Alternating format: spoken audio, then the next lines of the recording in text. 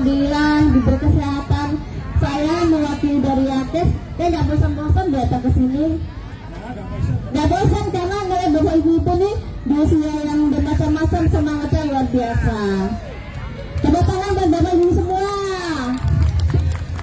Jadi kalau saya kesini minggu pertama datang 120, minggu kedua 130, sampai terakhir sampai 200 sekarang ini. Alhamdulillah ya Allah, Masya Allah ya. Artinya apa? Yates itu akan sepi. Tepuk tangan dong. Artinya bapak-bapak ibu di Bekasi ini alhamdulillah sehat-sehat semua. Itu harapan kami ya. Jadi kalau sehat apa? Jadi kita sebenarnya nanti akan healing-healingnya enggak? Daripada kita healing ke rumah sakit satu yang lain nggak enak. Minum obat capek, pahit. Kalau kita healing apa? Senang kan? Usia 50 jadi 40, usia 70 jadi 50. Contohnya Pak Ilhami, berapa usia? 68, 48 kali ya. Iya.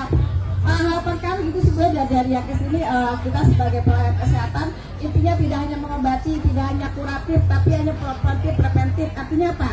Kita semua ini mencegah bagaimana bapak-bapak ibu-ibu bisa hidup sehat selalu. Ya sedikit-sedikit usia bapak ibu-ibu sih wajar ya.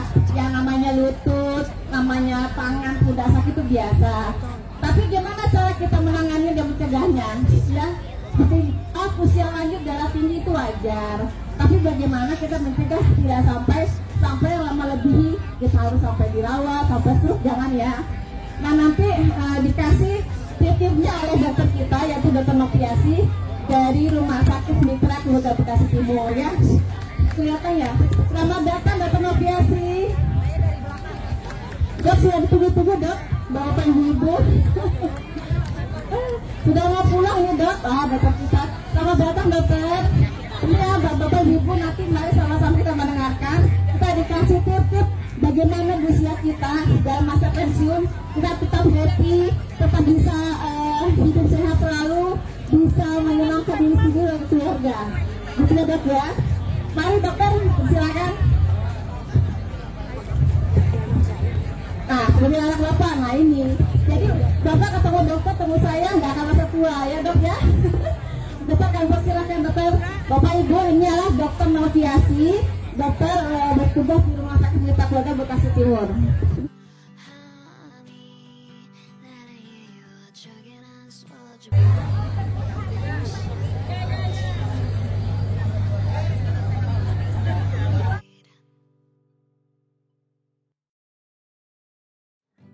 Apa masa pensiun itu adalah sebuah masa terjadinya perubahan penting dalam kehidupan manusia ketika pada usia tertentu diharuskan untuk berhenti dari kegiatan rutin yang telah dijalankan selama ini. Terbebasnya dari rutinitas otomatis ya untuk kerjanya, kemudian hilangnya stres terlepas dari ketegangan pekerjaan, memiliki banyak waktu luang. Kemudian waktu luangnya itu bisa digunakan untuk kumpul dengan keluarga, mengerjakan hobi yang tertunda, untuk refreshing, seperti itu misalnya. Itu akan berdampak pada kesehatan mental dan fisik. Dampak negatif atau mindset yang tidak baik untuk masa pensiun ini terkadang menyebabkan pikiran seperti tidak berguna, yang itu kita harus jauhkan ya. Merasa sudah tua, fisik lemah, kemudian penyakitan, jadi menyebabkan terlalu sensitif dan terlalu reaksi Tuhan. Jadi memang masa pensiun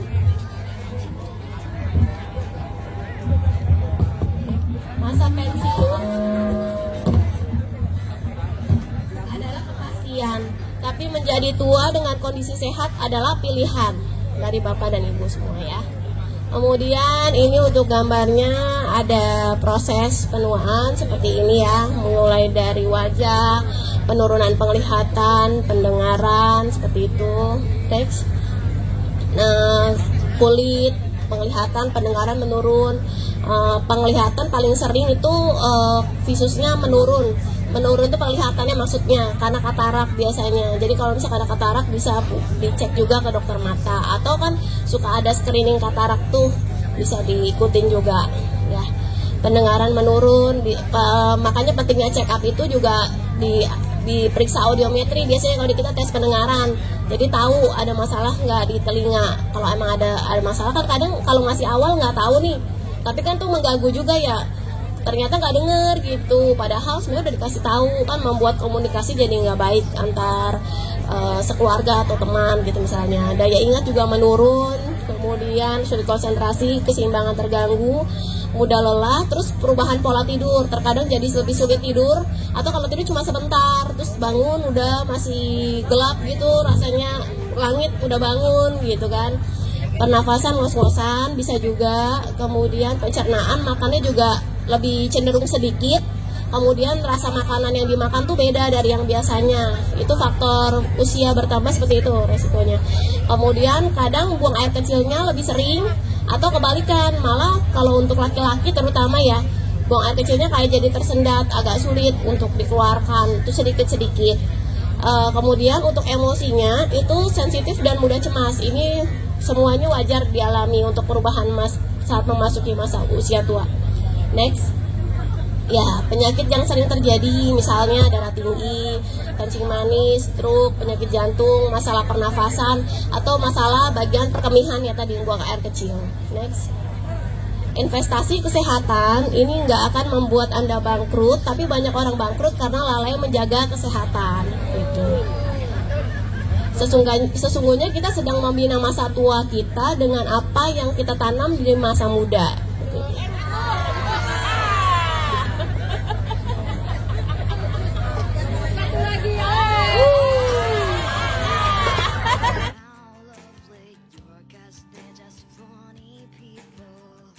Pensiun itu ada kita sebut kata kuncinya bahagia utamanya itu ya.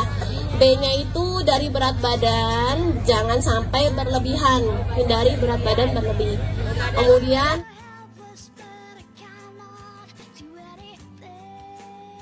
faktor-faktor resiko untuk timbulnya penyakit ya, seperti misalkan merokok ya, gaya hidup seperti minum alkohol itu dihindari dan dijauhi. Kemudian agar terus berguna dengan hobi atau kegiatan yang disukai dan bermanfaat seperti ini, senam, kemudian bersosialisasi dengan teman-teman, mungkin ya bisa sharing gitu.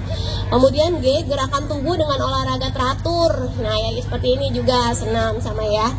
I, ikuti nasihat dokter, jadi kalau dokter bilang wajib udah minum obat diikutin, jangan di stop sendiri kecuali dokter yang bilang stop. Kemudian A, awasi kesehatan dengan periksa kesehatan secara teratur ya. Itu medical check up misalnya. Kemudian next. Jadi cari sederhana untuk mengukur berat badan ideal kita itu boleh dari tinggi badan dikurang 100 itu dalam berat badan satuan kilogram. Itu contohnya. Kemudian bisa juga pakai body mass index, itu berat badan dibagi tinggi badan dalam meter kuadrat. Ya, normalnya itu angkanya kalau di Asia 18,5 sampai 22,9. Jadi kalau berat badan kita ideal itu membuat metabolisme tubuh kita baik dan menjaga kekuatan otot kita agar tidak mudah lemah. Next. Makanan yang bernutrisi, misalkan ada protein yang dari nabati ataupun hewan yang rendah lemak terutama seperti itu. Karbohidrat itu dari beras merah atau kentang.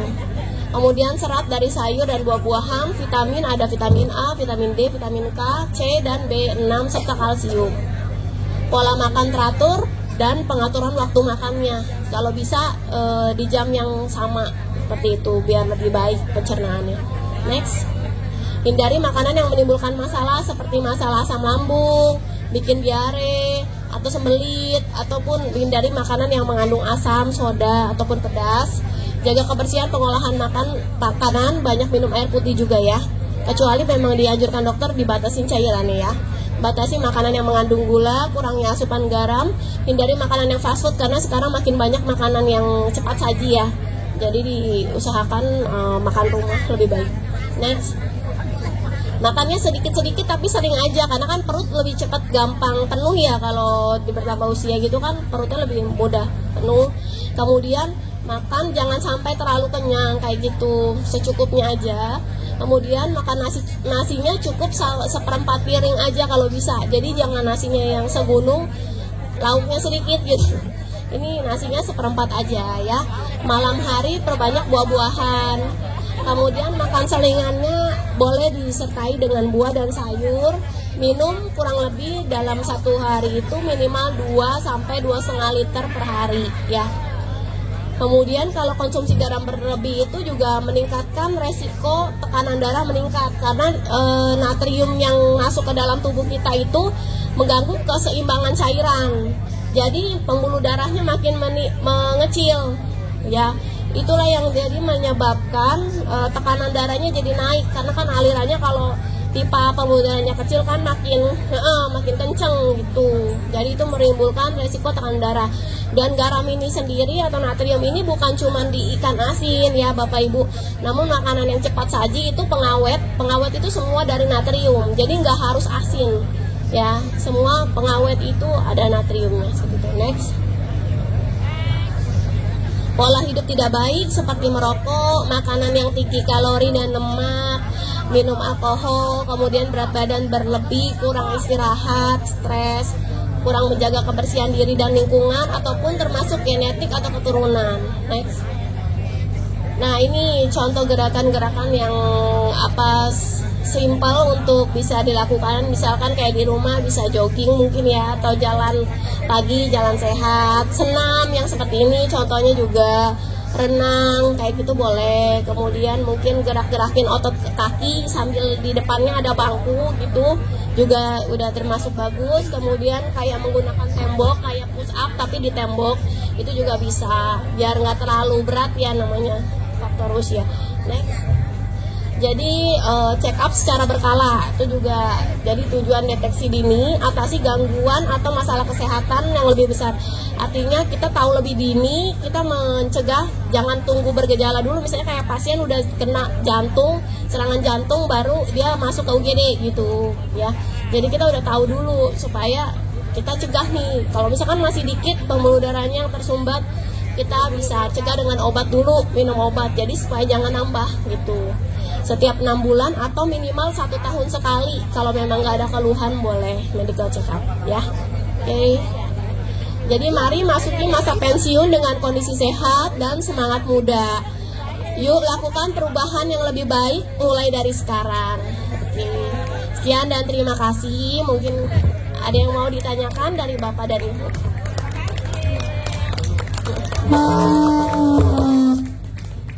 Silakan. Cek. Terima kasih. Tes. Terima kasih. Nama saya Made Widiasi. Yang saya tanyakan hasil daripada lab untuk diabetes itu kan yang pre itu kan 4 sampai dengan 6 ya. Apabila mengalami pre-diabetes, apakah itu perlu obat?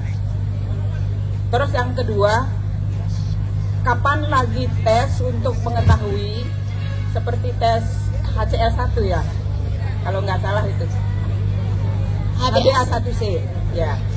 Jadi bagaimana penanganannya sehari-hari, apa aja yang boleh dimakan, berapa kali boleh makan nasi, itu aja. Makasih. Ya, oke, terima kasih Bu Made, pertanyaannya bagus. Jadi untuk prediabetes itu sendiri yang memang kadar HbA1c-nya belum mencapai 6,5 ke atas, itu kan memang kita sebutnya biasanya prediabetes ya Bu. Setiap lab biasanya punya patokan beda-beda. Kalau di kita lebih ke sampai 6,5 ya. Nah itu jadi gini Bu, kalau misalkan prediabetes itu belum perlu obat sebenarnya. Tapi dilihat lagi kadar gula sehari-harinya juga seperti itu. Jadi biasanya kita menegakkan gula itu kalau di medical check up itu kita lihat ada 2 komponen itu minimal, gula puasa sama gula 2 jam setelah makan. Seperti itu. Nah, gula 2 jam setelah makan dan gula puasanya tinggi, kemungkinan besarnya ada memang masalah gula. Nah, untuk memastikannya separah apa masalah gula tersebut, memang biasanya kita cek namanya HbA1c. Jadi dia bisa melihat dari satu pemeriksaan ini kadar gula selama 3 bulan terakhir. Jadi dalam 3 bulan terakhir itu stabil nggak kondisinya sebaik apa gitu atau seburuk apa. Itu bisa terlihat dari HbA1c. Dan itu pemeriksaan dari darah juga sama ya. Dan kalau HbA1c-nya cenderung tinggi di atas 6,5, biasa dokter udah pasti mulai pengobatan untuk gula. Nanti kalau memang sudah terdiagnosa atau sudah dikatakan ada masalah gula, tiap 3 bulan akan dicek lagi itu HbA1c. Untuk apa? Untuk mengetahui apakah obat yang diberikan oleh si dokter ini sudah berefek dengan baik terhadap pasien tersebut. Jadi kadang pasien salahnya gini, udah check up, udah tahu gula, dokter udah ngasih obat sekali, dia nggak kontrol-kontrol lagi, pikirnya yang penting minum obat. Padahal sebenarnya ternyata dengan obat itu dia belum terkontrol dengan baik. Jadi sama aja, obatnya diminum, obat udah juga pasti ada efeknya ya kan. Nah, tapi nggak optimal, gulanya tetap tinggi gitu loh. Jadinya tambah buruk malah kalau kayak begitu kan. Makanya kenapa HbA1c itu paling nggak dicek minimal 3 bulan sekali kalau pasien yang ada gula ya Bu. Kalau misalkan memang ternyata cuma prediabetes, boleh dievaluasi 6 bulan sekali. Atau pas medical check up minimal 1 kali setahun, seperti itu biar sekalian dicek, itu bisa juga. Nah, untuk pengobatannya ya kembali lagi obat yang digunakan kalau HbA1c-nya itu udah cenderung tinggi atau lebih dari 9 atau sampai 10, kadarnya terlalu tinggi, itu biasanya udah menggunakan insulin suntik biasanya.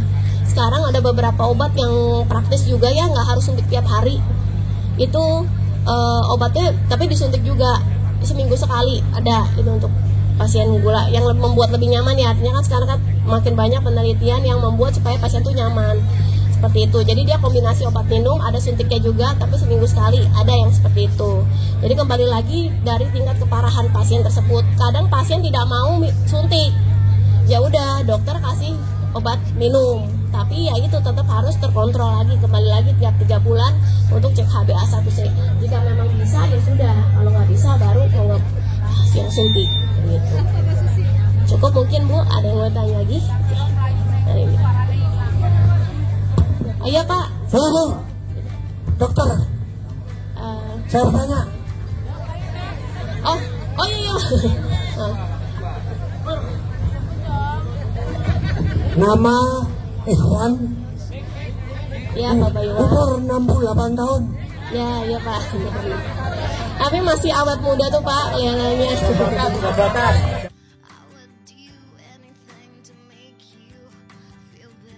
Ini yang kita ketahui bahwa diabetes itu kan tidak sempurnanya pankreas memproduksi insulin. Nah, selama ini yang kita fokus adalah memanage dampaknya gitu loh. Kalau pankreas jelek kan gulanya jadi tinggi gitu. Mengapa tidak mengobati pankreasnya gitu? Mengapa tidak mengobati pankreasnya gitu? Kok dampaknya aja yang kita kelola gitu. Di Jepang ada penelitian, majalah jurnal WHO ya, jurnal ya. Saya pernah baca itu bahwa pankreas itu bisa dicangkok gitu loh. Seperti jantung bisa. Mengapa pankreasnya bisa? Kok dampaknya aja yang dikelola, efek gulanya? Itu pertanyaan saya dok. Terima kasih. Ya, baik. Bagus Pak pertanyaannya, teman ya. Jadi gini, pada penyakit gula atau diabetes itu sendiri itu kan memang terganggunya metabolisme di dalam tubuh kita yang jadi gini, si pankreas ini nama organnya itu yang mengeluarkan sejenis zat, kita sebutnya kayak sejenis enzim lah ya. Nah, itu yang dikelola untuk mengatur kadar gula darah kita sebenarnya seperti itu. Jadi bukan si organnya doang, tapi dia memang secara fungsinya kayak gitu. Nah, jadi gula itu sendiri ketika kita konsumsi berlebihan, si pankreas ini mencoba mengubah gitu kan. Nah, tapi dia ada yang terganggu karena fungsinya udah menurun sehingga kadar gulanya jadi berlebih yang seharusnya nggak berlebih seperti itu. Jadi sel-selnya ini ada yang rusak, dan rusaknya itu ya diakibatkan karena gula yang berlebih sama ini. Dia capek lama-lama gitulah istilahnya. kerjanya terlalu capek sehingga rusak selnya. Makanya kenapa kalau selnya itu rusak, otomatis kan fungsi organnya terganggu, mau nggak mau kadar gula yang udah berlebih di dalam tubuh kita bantu dengan obat yang menurunkan kadar gula itu sendiri, seperti itu. Beda lagi halnya ketika enzimnya itu masih bagus, tapi kita konsumsi terlalu berlebih, itu juga masih awal-awal aja gitu. Jadi masih pankreas ini bukan hanya organnya tapi secara fungsinya yang menetralisir kadar gula di dalam tubuh kita, seperti itu. Ada sel tertentu ya yang rusak. Nah, rusaknya itu yaitu akibat gaya hidup yang kurang baik, atau memang ada beberapa kasus seperti kita bilangnya gula tipe 1. Itu yang pada anak-anak itu udah dari awal udah kena gula, itu dari sejak awal itu emang udah rusak gitu. Jadi secara genetik pun ada kayak gitu. Jadi bukan hanya dari pengaruh luar, artinya dari gaya hidup kita, namun ya itu juga dari genetik pengaruh juga, seperti itu.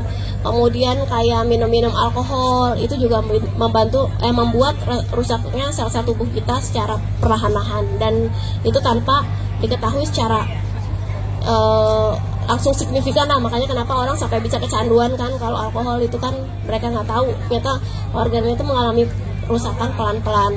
Nah, kalau untuk cangkok memang ya namanya seperti itu kan biayanya sangat besar dan resiko pun tinggi ya, seperti itu. Dan untuk gula itu sendiri kita bukan ngobatin pankreasnya itu karena memang fungsinya si pankreas yang rusak. Jadi si gula ini efeknya itu bahaya buat organ-organ yang lain. Untuk pengobatan gula tuh begitu. Gula itu kalau ke otak bisa bikin cenderung kerusakan otak pelan-pelan ya. Jadi orang yang kena gula itu gampang mudah lupa biasanya lama-lama, seperti itu. Kemudian emosinya kurang stabil, itu semua kan dari reseptor di otak. Kalau mata, dia kena ke persarafan mata, kadang bisa bikin sampai dia buta, seperti itu. Buta bisa buta sebagian atau buta total ya. Penglihatan jadi kabur tanpa ada katarak, itu kena sarafnya. Jadi nggak semua yang kabur penglihatan tuh karena katarak ya, gula juga bisa. Kemudian untuk pendengaran juga bisa terganggu, bisa bikin penurunan pendengaran karena sarafnya dirusak juga. Jadi si gula ini merusak pelan-pelan saraf-saraf. Makanya kenapa pengobatan gula itu sendiri bukan fokus ke pankreas, tapi ke yaitu komplikasi ya kita bilangnya. Jadi kayak kita mencegah gitu, jangan sampai terjadi hal-hal yang seperti itu tadi. Kemudian juga jantung juga kan resiko terjadi penyumbatan karena pembuluh darahnya juga udah nggak bagus. Biasanya kalau pasien gula coba diambil darah tuh kadang pembuluh darah lebih gampang pecah. Kemudian juga untuk otot-otot jantungnya itu kan juga dapat suplai dari pembuluh darah yang ada. Jadi pembuluh darahnya lebih kecil biasanya jadinya juga. Jadi gampang terbentuk plak atau resiko terkena serangan jantung. Kembali lagi seperti itu. Kemudian untuk saraf lainnya seperti tangan, kaki kadang suka kesemutan. Nah itu udah kena saraf perifer tuh namanya. Jadi pengobatannya itu memang kita dokter pasti ngomongnya untuk yaitu tadi mencegah komplikasi yang terjadi. Komplikasi itu penyakit-penyakit yang tadi saya sebutin itu tadi yang diakibatkan oleh si gula itu sendiri gitu. Jadi kita nggak fokus ngobatin organnya. Beda kalau misalkan kayak batu empedu ya kan, kita angkat empedunya, nah kita ambil seperti itu untuk mengurangi rasa nyeri dan peradangan yang ada di empedu, seperti itu. Apalagi kalau batu empedu kan udah banyak banget kan di dalam kantongnya, seperti itu. Beda, kasusnya beda. Dan memang kalau untuk kayak transplant itu sendiri juga resikonya tinggi, biaya juga besar, seperti itu. Dan mungkin kedepannya kalau memang udah ada ditemukan penelitian yang terbaru lagi, siapa tahu bisa dijalankan ya, mungkin bisa begitu aja ya Pak. Udah cukup Pak mungkin ya.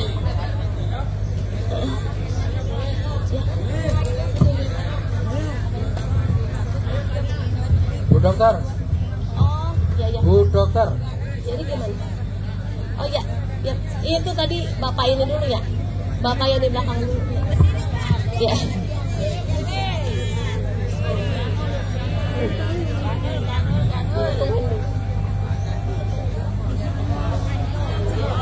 Selamat siang Bu dokter. Oh iya Pak, siang. Selamat pagi. Oh iya pagi Pak. Ya. Nama saya Lucino. Ya Pak. 612617, umur 62 tahun. Ya. Yang saya tanyakan, kalau bangun tidur pinggang sampai paha atas itu kemeng, solusinya bagaimana dan pengobatannya bagaimana? Terima kasih. Ya, baik Pak, pertanyaannya bagus. Jadi untuk masalah pinggang ke paha ya? Ya. Yang tapi pagi doang, jadi setiap bangun tidur aja. Kalau aktivitas biasa nggak kambuh. Atau naik turun tangga, jalan, lari, nggak ya, oke. Jadi kalau untuk nyeri di daerah punggung sampai ke paha, itu kembali lagi. Pertama, kadang bisa dari posisi tidur yang salah terutama karena faktor usia bertambah, otot-otot kita elastisitasnya udah mulai berkurang seperti itu dan mudah cedera. Jadi tidur yang sepele aja tuh kadang kan namanya tidur kita kalau udah pules ya nggak inget posisi ya gitu. Nah itu juga bisa Pak menimbulkan nyeri dan jadi berefeknya ketika bangun tidur baru berasa seperti itu. Terus yang kedua, penyakit seperti autoimun atau sejenis rematik ya. Tapi jarang sih yang di daerah punggung sampai ke paha tuh jarang. Biasanya sih lebih ke ya lutut gitu atau sendi-sendi tangan, kaki, kaku pagi hari itu lebih ke autoimun atau rematik. Kemudian juga dari istirahatnya itu sendiri selain salah posisi dari alas tempat tidurnya yang memang tidak menopang dengan baik seperti itu. Karena seiring bertambahnya usia sebaiknya kita menggunakan alasnya tuh yang agak sedikit keras, agak ya jangan keras juga supaya nggak terlalu turun ya. Karena kan semakin lama kita gunakan kasur atau itu ya dia turun lama-lama itunya. Itu sering dibolak-balik ya.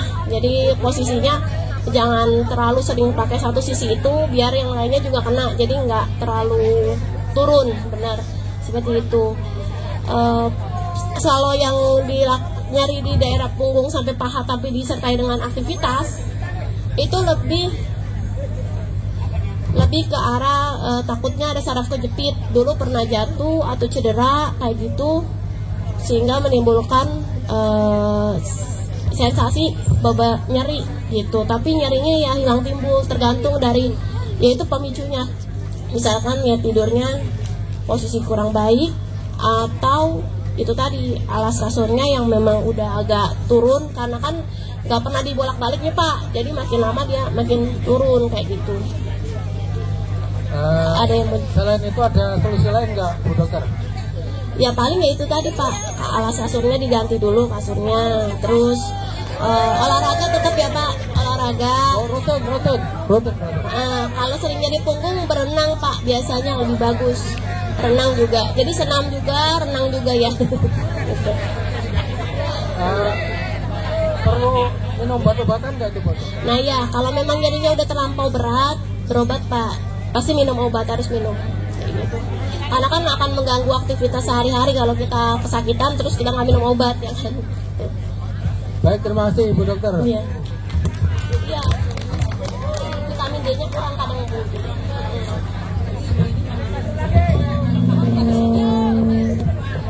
Oh, jadi Halo.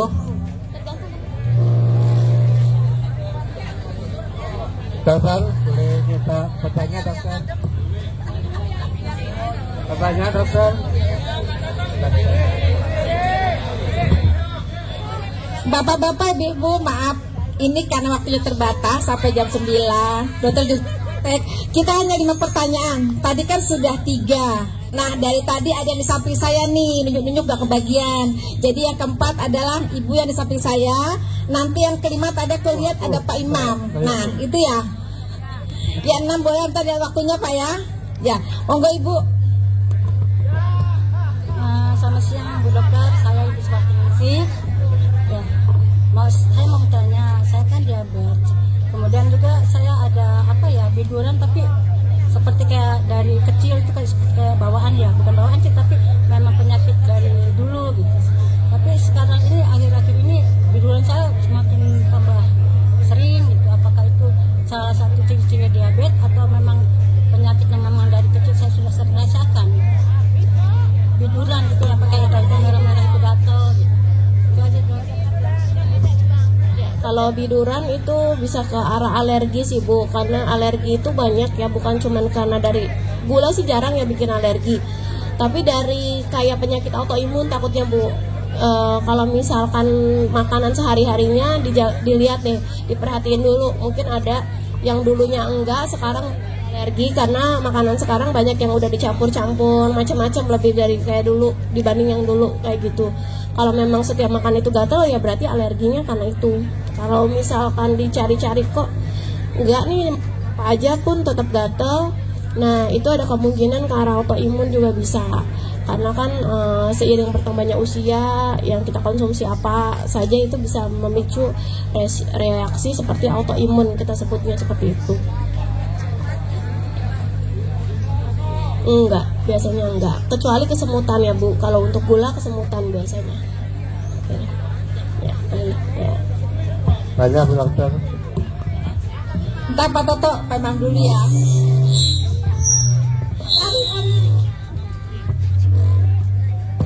Ya, makasih Dok. Izin bertanya, nama saya Imam Sanyoto, NIK 610533, umur 62 tahun ya. Yang saya tanyakan adalah kalau gula darah itu antara berapa maksimal dan kemudian minimal ya. Kemudian apakah kalau misalnya gula darah ya ataupun diabetes itu atau darah tinggi itu bisa nggak tidak menggunakan obat gitu ya, kalau dia misalnya olahraga terus maupun bagus. Itu aja pertanyaannya Dok. Makasih. Ya, Assalamualaikum. Ya dokter silakan. Ya, terima kasih. Untuk gula ini sendiri itu kadarnya jangan sampai terlalu rendah ya, karena terlalu rendah kan bikin otak kita juga jadi nggak bagus ya, suplainya bahaya, bisa menimbulkan penurunan fungsi kognitif. Minimal paling nggak di angka 70-80. Kemudian kalau misalkan gula kadar yang itunya puasa itu baiknya di bawah 100, di bawah dari 110. Di bawah 110 itu gula puasa ya. Jadi itu kategorinya tuh berbeda-beda. Kalau gula setelah makan paling enggak 100, bawah 150, sekitar 150-an gitu masih nggak apa-apa. Kalau gula sewaktu itu di bawah 200, patokannya seperti itu. Kemudian kalau untuk gula itu sendiri memang gini Pak, kembali lagi tingkat keparahannya tuh gimana. Ada yang memang pasien masih usia muda itu berat badan berlebih. Ketika dia diet ketat, dia menurunkan berat badan, akhirnya gulanya normal terus dan HbA1c-nya bagus terus. Dia hanya tinggi sesaat ketika dia berat badan berlebih, itu ada. Tetapi kalau misalkan cuman mengubah pola hidup saja tapi tidak ada perubahan dari kadar hasil gula ataupun HbA1c-nya, artinya memang udah nggak bisa lagi. Apalagi kalau kadar HbA1c-nya udah terlampau tinggi, karena seiring bertambahnya usia kan mengalami penurunan fungsi tubuh atau fungsi sel di dalam tubuh kita, sehingga untuk proses yang tadi Bapak bilang seperti olahraga, makan itu tidak cukup atau belum cukup, harus dengan tambahan obat seperti itu, dan kontrol rutin ke dokter minimal 3 bulan sekali kalau udah ada gula ya. Mari ya sama-sama. Pertanyaan terakhir Pak Toto, jadi Bapak-bapak, ibu-ibu